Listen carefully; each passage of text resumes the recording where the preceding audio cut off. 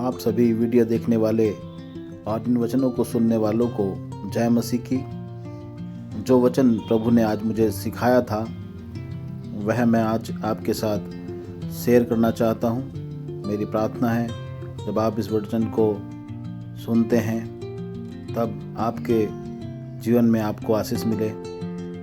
चलिए शुरू करते हैं। प्रभु यीशु मसीह के ऊपर हमें सब कुछ छोड़ना है। वही सब कुछ करता है।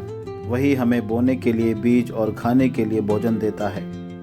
हमें उसे काम करने देना है। यशायाह 43 अध्याय उसका 7 वचन कहता है, हर एक को जो मेरा कहलाता है, जिसको मैंने अपनी महिमा के लिए सृजा, जिसको मैंने रचा और बनाया है। हम अपने आप को उसकी महिमा के लिए आज़ाद रखें। हमें सब वस्तुएं चाहिए। वचन कहता है उसके राज्य और उसके धर्म की खोज करो तो सब वस्तुएं तुमको मिलेंगी।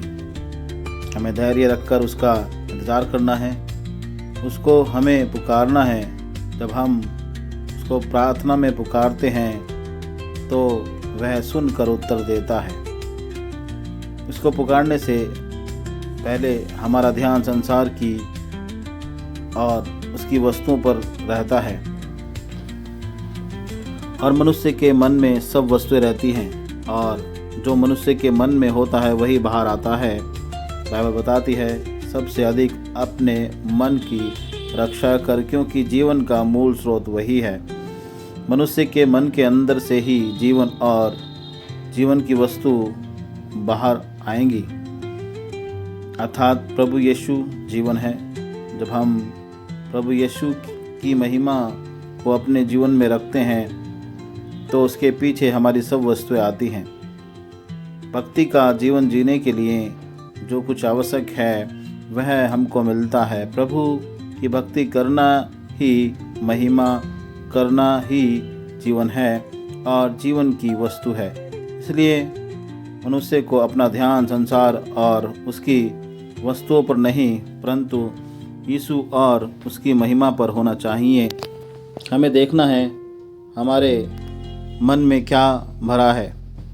दाऊद भजन में कहता है, ए मेरे मन यहोवा को धन्य कह और उसके उपकार को ना भूल। इस वचन में दाऊद के अंदर प्रभु की महिमा नहीं पाई जा रही है, इसलिए वह अपने मन को कहता है यहोवा को धन्य कह। वह अपने मन से उन वस्तुओं को बाहर कर रहा है जिन वस्तुओं ने प्रभु की महिमा की जगह ले ली है।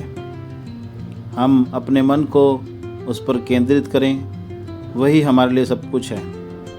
मनुष्य ने अपने मन को चिंताओं से भरा हुआ होता है। काम की चिंता और संसार की चिंता को मन में भरता है। इस कारण हमारा मन प्रभु की महिमा नहीं कर पाता है। भजन संहिता 139 अध्याय उसका 13 वचन में लिखा है, मेरे मन का स्वामी तो तू है, तूने मुझे माता के गर्भ में रचा। हमारा मन परमेश्वर के रहने का स्थान है, इसलिए हमें अपने मन को साफ रखना चाहिए। और हमारा मन यीशु के लहू से साफ होता है और कोई वस्तु हमारे मन को साफ नहीं कर सकती, क्योंकि लिखा है इब्रानियों के 9 अध्याय उसके 14 वचन में, तो मसीह का लहू जिसने अपने आप को सनातन आत्मा के द्वारा परमेश्वर के सामने निर्दोष चढ़ाया, तुम्हारे विवेक को मरे हुए कामों से क्यों ना शुद्ध करेगा, ताकि तुम जीवते परमेश्वर की सेवा करो। जब हम यीशु की महिमा करते हैं अर्थात उसकी आराधना करते हैं, उस पर मन लगाते हैं, तो यीशु अपने लहू से हमारे मन को साफ करता है और हमारे मन में रहकर हमसे हमारे जीवन के बारे में बात करता है और बात करके वह सब वस्तु के लिए जो हमें चाहिए मार्ग दिखाता है कि वह कहाँ से आएंगी। वह हमारे मन को अपने वचन की ओर मोड़ता है जिसमें हमारे लिए वायदे होते हैं। सब वस्तु के मिलने के वायदे। इसलिए प्रार्थना करें, हे प्रभु, मेरे मन को तेरी महिमा के लिए संसार और उसकी वस्तुओं से आज़ाद कर दे। धन्यवाद प्रभु, आपको इन वचनों के द्वारा आशीषित करें। आइए हम प्रार्थना करें। मैं आपके लिए प्रार्थना करना चाहता हूँ। हे पिता परमेश्वर, मैं आपका धन्यवाद देता हूँ।